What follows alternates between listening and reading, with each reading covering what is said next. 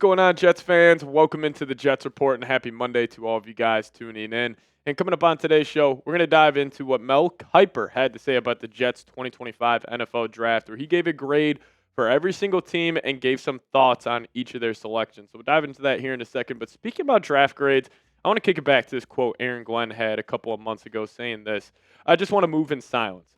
Man, and just go about your business to win some games. You don't win an offseason anyway." I mean, I know everybody has these grades on free agency grades and draft grades. When you go back and look at them, they don't really mean crap. So the only thing that makes the difference is what you do during the season. And I totally agree with Aaron Glenn. Like, these grades video, and listen, I just want to do this video to share with you guys what Mel Kiper had to say. But does it mean anything? Absolutely not. You guys commenting, me here up on the show, we all have the same kind of amount of stock in our words compared to a guy like Mel Kiper. Like, none of us really know how these players are going to go out there, how they're going to develop, over the next couple of years of their NFL career. So listen, grades, they don't mean anything. And I loved what Aaron Glenn had to say. But before we dive into what Mel Kiper had to say, if you guys could help us reach 5,000 subscribers here on the channel, we just need 51 more of you guys to hit that sub button. Shout out to everybody who has hit that sub button, over the last couple of days and this whole crazy NFL draft weekend. So if you guys haven't already, hit that subscribe button, lock us in as your go-to New York Jets YouTube channel, and help us reach 5,000 subs today. All right, Mel Kiper, his draft grade for the New York Jets was just a solid B grade. Now, yesterday on the show, or Saturday night on the show we did, I gave the Jets an A-. I was a big fan of their poll, mainly the first three picks. But Mel Kiper decided to give the Jets a B, saying new GM Darren Mougey and new coach Aaron Glenn didn't waste any time, though tackling one of their biggest issues with Armand Membou. He replaced Moses at right tackle, joining Olu Fashanu to form a really good tackle duo. You must see right tackle and think run blocker. And yes, he's good in that department, but Membou also has the quickness and pop to improve the pass protection in a hurry. And Membou would do both of those things. Like, I think Armand Membou is going to be one of the better tackle prospects that the Jets have drafted over the last couple of years. Like, I even think if him and Fashanu were in the same class, Membou probably goes before him. But I do like what Mel said. Like, you have both these guys on the perimeter of your offensive line, going to be the anchors, going to hold it down. And then you pair that up with the good interior the Jets have.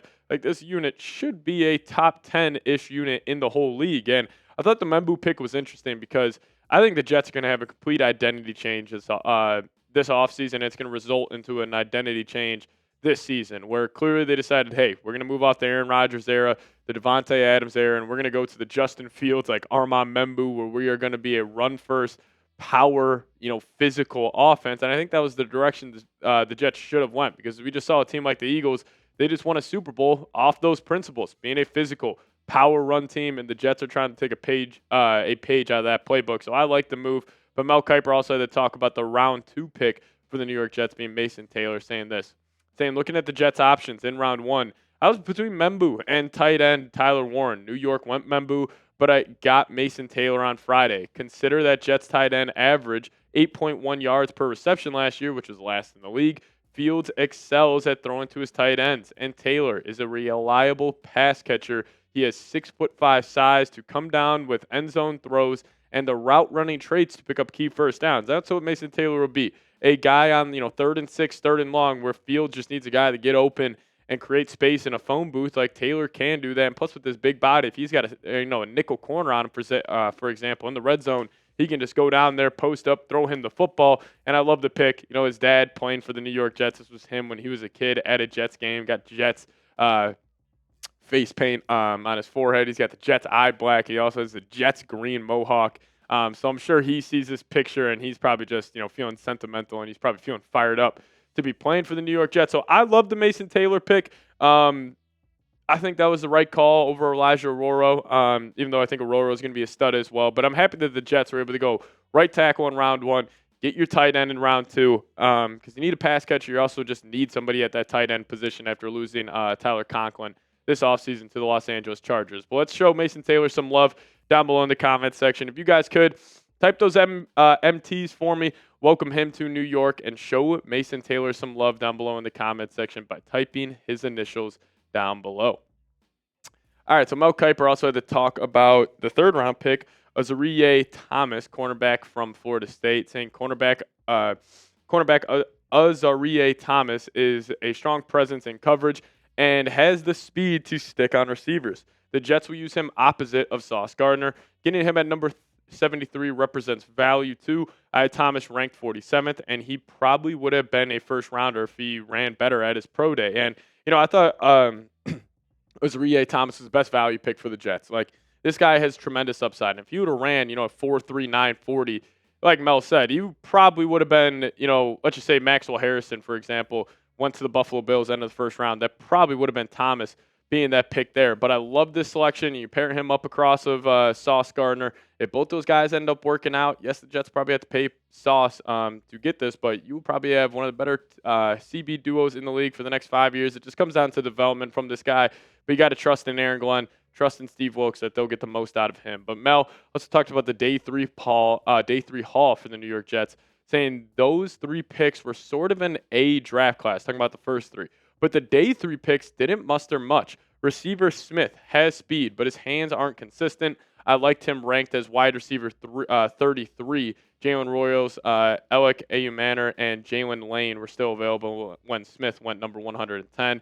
Edge rusher Tyler Barron is a decent 5th rounder, but the Jets didn't maximize those 4 picks in the 4th and 5th rounds. And, yes, they didn't maximize the picks if you're just looking at, the pre-draft rankings, but also a reason why I like the Arian Smith call here in round 4 was just that the Jets were kind of taking a flyer on a guy who, yeah, he was supposed to be a 7th round selection, but the Jets did a ton of work on him, had him in for a top 30 visit, visited with him at his pro day down there in Georgia, and they believed he was worthy of that 4th round pick. That's also why this draft grade stuff is just stupid because, let's just say Arian Smith, he ends up being, wide receiver 20 in this year's draft class. Like, he'll end up being better than what Mel had him as wide receiver 33. But since Mel had him at wide receiver 33, he views the Jets taking him in the 4th round as a bad selection. But that was just Mel evaluating these wide receivers where I promise you the Jets did a lot more work than me, Mel Kiper, any of these guys in terms of just evaluating Arian Smith or either of these guys the Jets took on Miami in round 5. So overall, my take, I think it was a solid draft for the Jets. Now, I say that, and I'll also say none of that matters. Like, how I feel about this draft class, it has no impact on how they're going to play. Our pre-draft, thoughts on these guys, it makes no impact on how they're going to go perform out there every single Sunday. And also, it just comes down to development. Like, how is Azareye'h Thomas? What if he ends up being a top 10 corner in the league? But what if he ends up being a massive bust? Like, there's just still what ifs all over the board, and we won't get those those questions answered until we actually see them out there playing with Aaron Glenn and Steve Wilkes on Sunday. But, I think a big part of this draft process is, these guys getting developed. So do you trust Aaron Glenn in the terms of developing these prospects? Give me a Y for yes. Give me an N for no. You guys let me know your thoughts down below. And also hit that subscribe button on the way out. Help us reach 5,000 subs here on the channel. Appreciate all of y'all for tuning in. See you next time. Go Jets.